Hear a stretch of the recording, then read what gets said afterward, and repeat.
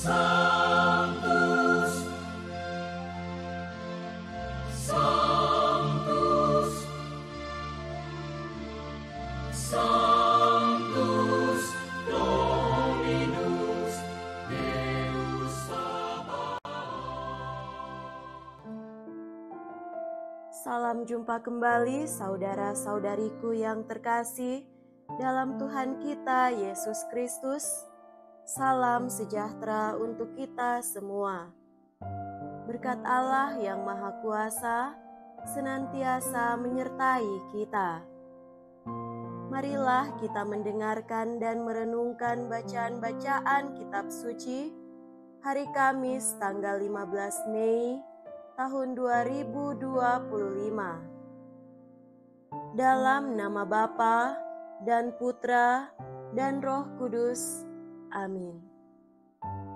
Bacaan pertama dari Kisah Para Rasul bab 13 ayat 13 sampai 25.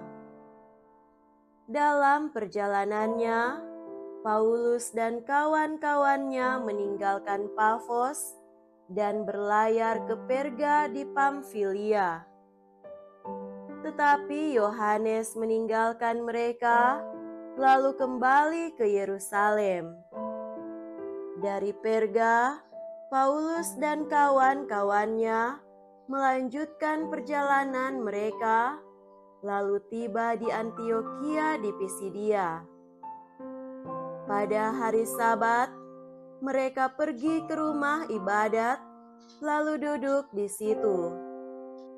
Setelah selesai pembacaan dari hukum Taurat dan kitab nabi-nabi, pejabat-pejabat rumah ibadat bertanya kepada mereka, "Saudara-saudara, jikalau saudara ada pesan untuk membangun dan menghibur umat ini, silakan." Maka bangkitlah Paulus. Ia memberi isyarat dengan tangannya, lalu berkata, "Hai orang-orang Israel dan kamu yang takut akan Allah, dengarkanlah. Allah umat Israel telah memilih nenek moyang kita dan membuat umat itu menjadi besar ketika mereka tinggal di Mesir sebagai orang asing. Dengan tangannya yang perkasa, Ia telah memimpin mereka keluar dari negeri itu. 40 tahun lamanya, Ia sabar terhadap tingkah laku mereka di padang gurun. Dan setelah membinasakan 7 bangsa di tanah Kanaan, Ia membagi-bagikan tanah itu kepada mereka untuk menjadi warisan mereka selama kira-kira 450 tahun. Sesudah itu, Ia memberi mereka hakim-hakim sampai pada zaman Nabi Samuel.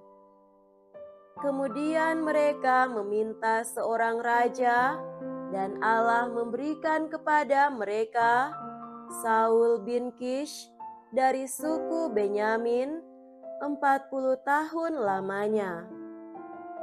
Setelah Saul disingkirkan, Allah mengangkat Daud menjadi raja mereka. Tentang Daud, Allah telah menyatakan, "Aku telah mendapat Daud bin Isai, seorang yang berkenan di hatiku dan yang melakukan segala kehendakku. Dan dari keturunannya lah, sesuai dengan yang telah dijanjikannya, Allah telah membangkitkan juru selamat bagi orang Israel, yaitu Yesus." Menjelang kedatangannya, Yohanes telah menyerukan kepada seluruh bangsa Israel supaya mereka bertobat dan memberi diri dibaptis.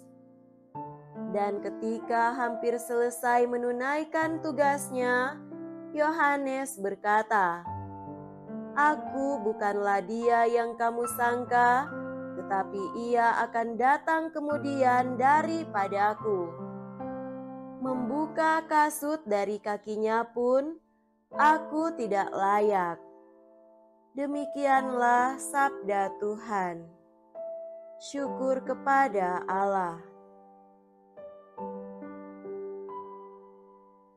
Semoga Tuhan beserta kita sekarang dan selama-lamanya. Inilah Injil suci menurut Santo Yohanes. Dimuliakanlah Tuhan. Injil Yohanes bab 13 ayat 16 sampai 20. Dalam perjamuan malam terakhir, Yesus membasuh kaki para murid-Nya. Sesudah itu ia berkata, "Aku berkata kepadamu, sesungguhnya seorang hamba tidaklah lebih tinggi daripada tuannya, atau seorang utusan daripada dia yang mengutusnya. Jikalau kamu tahu semua ini, maka berbahagialah kamu jika kamu melakukannya. Bukan tentang kamu semua, aku berkata. Aku tahu siapa yang telah kupilih, tetapi haruslah genap nas ini. Orang yang makan rotiku telah mengangkat tumitnya terhadap aku. Aku mengatakannya kepadamu sekarang sebelum hal itu terjadi, supaya jika hal itu terjadi, kamu percaya bahwa akulah Dia. Aku berkata kepadamu, sesungguhnya barang siapa menerima orang yang kuutus, ia menerima aku, dan barang siapa menerima aku, ia menerima Dia yang mengutus aku. Demikianlah sabda Tuhan. Terpujilah Kristus. Saudara-saudariku yang terkasih dalam Tuhan kita Yesus Kristus, tema renungan kita pada hari ini adalah mendengarkan tuntunan Roh Kudus. Di dalam bacaan pertama hari ini, Santo Paulus bercerita tentang sejarah keselamatan bangsa Israel secara singkat. Ia menjelaskan seberapa baiknya Allah dalam menjaga, memelihara, dan menyelamatkan bangsa Israel dengan cara mengirimkan para hakim-hakim, nabi-nabi, dan raja-raja. Mereka membimbing bangsa Israel untuk senantiasa berada di dalam jalan yang benar dan juga membimbing bangsa Israel untuk memperoleh kesejahteraan. Bahkan pada akhirnya, Allah membangkitkan juru selamat bagi orang Israel, yaitu Yesus Kristus. Dalam arti tertentu, Allah senantiasa menemani, memelihara, dan menjaga hubungan antara manusia dengan dirinya lewat semua utusannya. Karena itu, tidak heran bahwa dalam bacaan Injil, Yesus berkata, "Sesungguhnya barang siapa menerima orang yang kuutus, ia menerima aku, dan barang siapa menerima aku, ia menerima Dia yang mengutus aku." Saudara-saudariku terkasih, berdasarkan bacaan-bacaan hari ini, marilah kita merenungkan sejumlah remah permenungan.